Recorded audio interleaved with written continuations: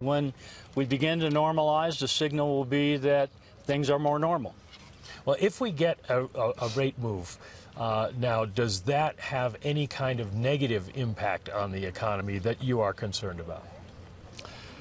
Well, you can never say never. There are always unintended consequences, but the way I think about it is we're calibrating the interest rate level to where the economy is and what the outlook for the economy is, and if we make that calculation pretty close to correct, we should not see unintended consequences. If that calibration is made, what would it be?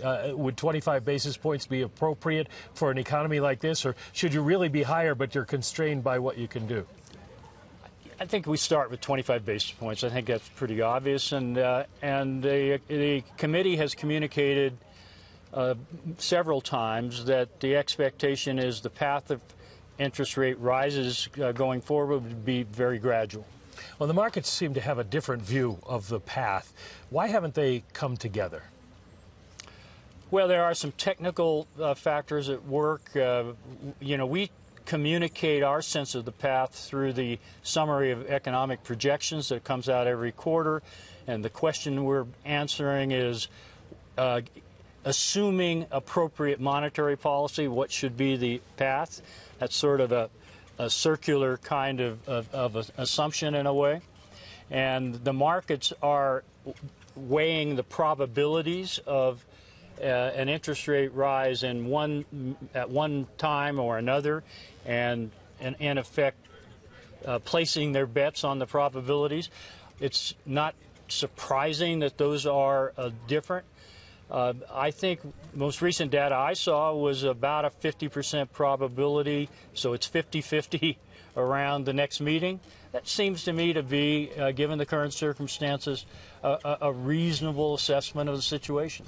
Well, you have to publish an assessment, at least you have to turn one in at the next meeting. Mm-hmm. What's your forecast for growth the rest of this year into 2016? I think we'll see a moderate pace of growth.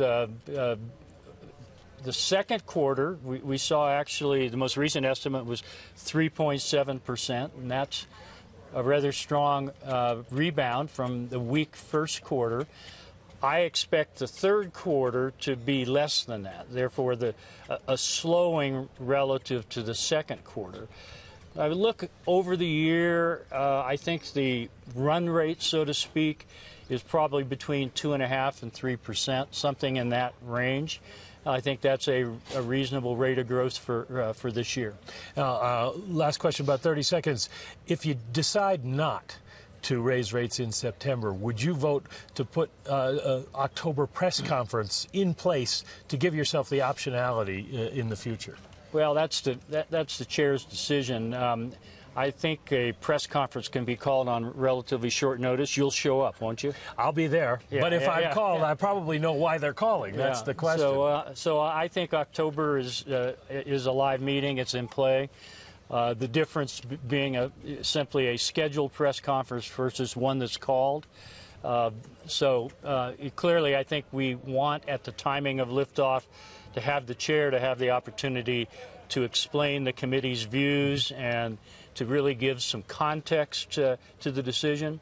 And so I don't think there's a big difference between calling a press conference and one that's scheduled.